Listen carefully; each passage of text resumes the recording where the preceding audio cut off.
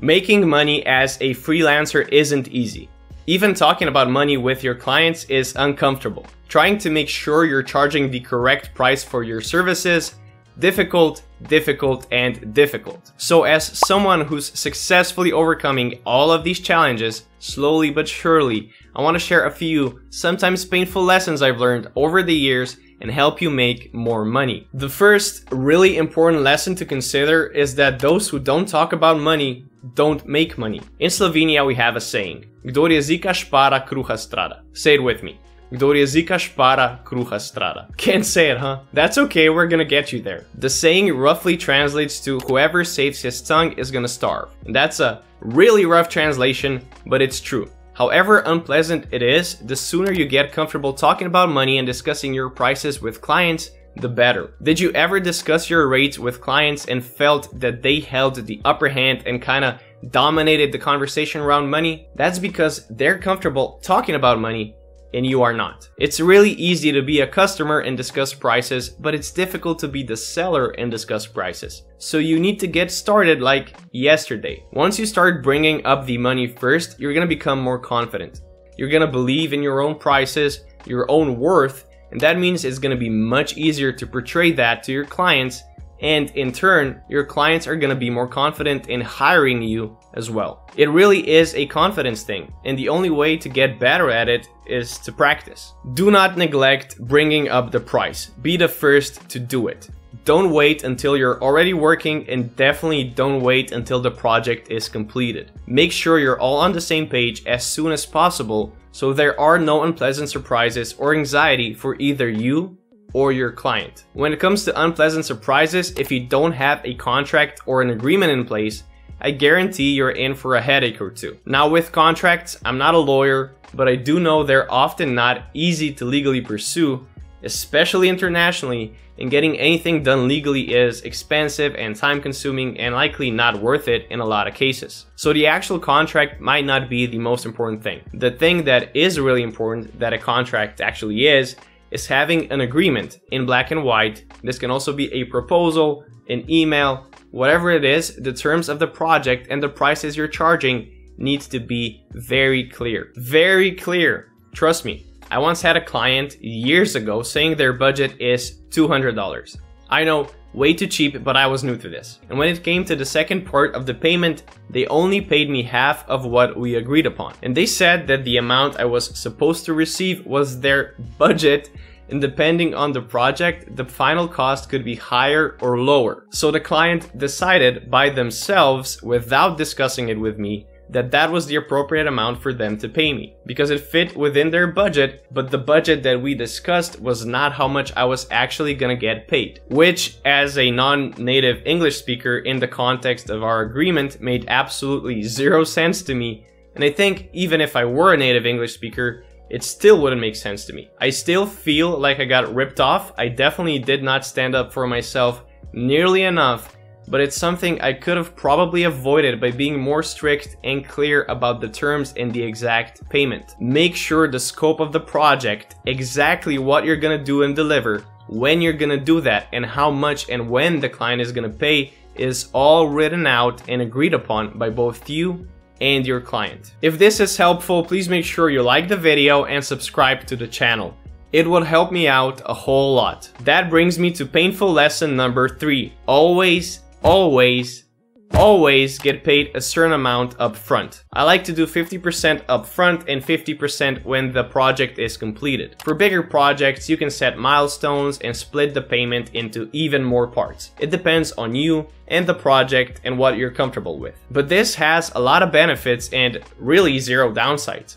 First, it guarantees you're getting paid at least something, no matter what happens. It also instantly eliminates clients who are not serious and who were not planning on paying you. Luckily, I learned quick and worked without getting paid something up front only once. I think. I spent a lot of time, a lot of energy, and like 2 or 3 meetings on a project and then just got completely ignored. Ghosted. If I had at least 50% of the money I was supposed to make, that experience would be about 50% less horrible. 40% less horrible. Not only that, the clients who do pay you are going to be more likely to want to finish the project. So you're going to be getting responses faster, feedback and the necessary files are going to be easier to come by, and they're just going to be more invested because they are actually financially invested. Another little tip here is don't send over the final files until you get paid in full. Send over screenshots, send over recordings with a logo over them. Do not send in the final project files until you get paid. Of course, what the final files actually are depends on the project. With websites, it's different, but the point is, you lose all of the leverage and all of the power once your client has access to everything they need. The only exception to all of this is if you're doing hourly work. And that's because it can be a little trickier to know exactly how much work you're going to be doing and consequently how much you need to charge for it. So it's a little riskier. You can still try to charge upfront, but what I prefer to do and what I recommend you do to offset that risk is to send the invoice to your clients as soon as possible, even if there's still a lot of work to be done. This ensures they're serious and ready to give you the money once you actually send them that invoice. Talking about hourly work brings me into my next lesson. Don't shy away from hourly work. Hourly work may not seem as exciting as charging hundreds or thousands of dollars for a project, but it can definitely add up. And it can build a good relationship with your clients, which leads into steady work, which means you don't always have to chase around big projects and new clients. And that's awesome because building good relationships with your clients will lead to more work, good reviews, and referrals, which leads to even more work. And you can evolve relationships where it's easy to work with them. So you both know what to expect, you're both happy with the process, and you're both happy with the results. And it's steady, reliable income, which really helps you to charge more when you get new clients because you're not as worried about losing that new client. Which brings me into one of my most important and most painful lessons, and one that I still struggle with. Charge more money. Charge more as often as possible and charge as much as you can currently charge. If you can, double your rates every couple of months or every few big projects. As a designer or a developer or really any other kind of creative professional, as you get more skilled at your work, you're going to be working faster, you're going to be more efficient, and of course, the quality of your work is going to be better. If you don't charge more money for your work, you're going to be producing better work faster for the same amount of money. That makes no sense, and it's actually going to hurt you, especially if you charge hourly. So be aggressive with raising your prices. If you haven't changed them in a while, double them right now for every new client you get. I think you're going to be surprised. If that works and if people don't tell you it's too expensive, charge even more. You should be losing some clients, not all of them, but some of them because your price is too high. If you're not, you're working below the market rate and charging less than your competition, or not charging enough for the value you provide. I actually made this mistake a lot and I still make it sometimes. I tell my client how much money a project is gonna cost, only to see them light up when they hear the price because they tell me every other developer they asked wanted double, triple, quadruple, or literally, in some cases, 10 times as much. Seriously, I got told by a client that they got quoted 10 times as much and they were actually considering it. And then I just feel horrible because I pretty much threw money away because I could be charging several times as much and still be competitive on the price, let alone the quality. And it's not easy. I'm not saying it is. Like I said, I'm still failing at this at times myself. It ties well into my point of being able to talk about money. It takes confidence. It takes a certain amount of finesse and understanding your client, but most of all, it takes experience. But I'm actively trying to do this every project I get, and you should as well. You also need to consider that even if you do lose some clients, which you probably will once you begin charging enough, every project you lose is time you gain back that you can spend on building your brand, working on your own projects or portfolio, finding better clients, and educating yourself, all of which is going to help you make more money in the long run. You may be asking yourself, how do you charge more money to your regular existing clients? I know that really is uncomfortable to do. It's a difficult conversation to have, but the answer to that is the same. realize that this is a business, and be honest. Be honest that as you grow as a professional, as your skills grow and your time becomes more limited, your expertise becomes more valuable, you simply cannot afford to charge less. Some things that literally took me hours to figure out the first time now take me just minutes to do. Of course I'm gonna charge more. And there's also nothing wrong with rewarding loyalty. For example, by raising your prices a little slower for clients who you love working with, or clients who bring you a lot of work, or a lot of new clients. But your new clients should not have those same benefits, because then you're gonna be moving nowhere. And also, really important to keep in mind, you can always lower your prices if your client says it's too much. You can bargain a little. That's easier to do than charging more money later. This brings me into my next lesson, which is really just an extension of this one. Let your clients know that you're gonna be charging more eventually. I usually guarantee the price for a certain amount of time. I'll say something like, hey, this is the price right now.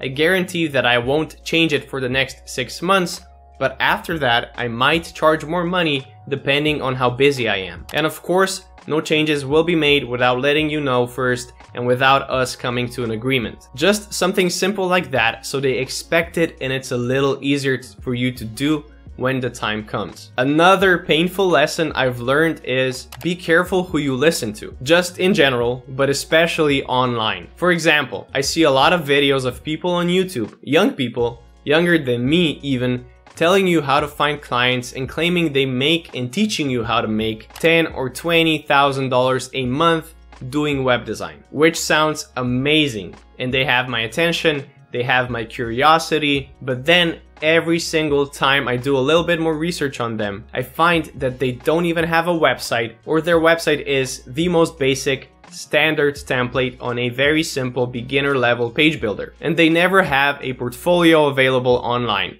or any reviews from clients. So they're teaching you how to make large amounts of money designing or building websites for clients, or how to find clients, but they don't have a website that is worth more than a couple $100 themselves, and they have no portfolio, no reviews, and no credibility. Which means either they are incredible salesmen or they're just straight up lying to you. Because content about making money is a very easy way to grow an online following. Everyone wants to make money, so it's easy to fall into this trap of thinking they have the secret. And the problem isn't even that their money-making methods don't work. They often do work, but that's because the basic advice always applies. Yeah, that's actually a very cool little slogan here. The basic advice always applies. You can use that. Just tag me though. Tag me. There's no secret here. If you want to make a lot of money as a freelancer, it takes hard work and mainly time. And a couple of painful lessons that hopefully I'm gonna help you avoid. The only exception is if you get lucky, but relying on luck is a horrible business plan. It's not that their advice is bad, it just might be giving you massively false expectations and making you feel worse for not reaching those goals. Or it might even be making you feel better because you just watched the video, which then leads to you not doing anything or taking any action because you already feel like you did something by watching that video. Either way, you are worse off. So be careful about what information you believe. Even when you're watching my videos, I encourage you to think about what I'm saying and how it relates to you, how you can apply it to your own situation, because what might work for me and for others may not work for you. Be critical of the content you consume online, especially when it comes to making money. And this doesn't apply only to web design. Web design is just something I know. It's pretty much any kind of work you can do online, but as someone doing web design, I really see through the very thinly crafted image of these incredibly, unbelievably, very much unbelievably high-earning web designers. Can you make $10,000 or $20,000 a month designing or building websites? Yes, you can. Have I achieved that yet? No, I have not. Will just watching a 10, 20, 30-minute video get you there? It absolutely will not. To end this on a more positive note, our last lesson is it's entirely up to you. You probably went into freelancing or running your own business because you're a person who wants financial freedom, freedom of time, or freedom from being tied down to a certain location. Perhaps all three. And no one has your back. There are no promises, no benefits, no guarantees for freelancers. Yeah, that's not really that positive. Let's try again. You're in charge of your own finances. You're in charge of how much you charge. Write that down, remember it, and you have a massive amount of responsibility to yourself to charge more and to viciously protect your time, your energy, and your money. And no matter what anyone tells you, no matter how uncomfortable you feel charging more, no matter if your direct local competition is not charging as much money as you are, none of that really matters. What matters is that you're getting clients. So as long as you're growing, even if that growth is slow and steady, you're doing something right. The only thing that will truly give you the confidence to do the things we talked about is experience. And the only way to get experience is to do. So start applying and practicing these lessons. Try not to learn the hard way like I and so many before me did, and just get started. Your future self will thank you. Your future self will also thank you for watching this video next. If you found this one interesting, you're gonna find that one very interesting as well. Also, don't forget to hit those like and subscribe buttons. It really does help. Thank you for watching. Like the video.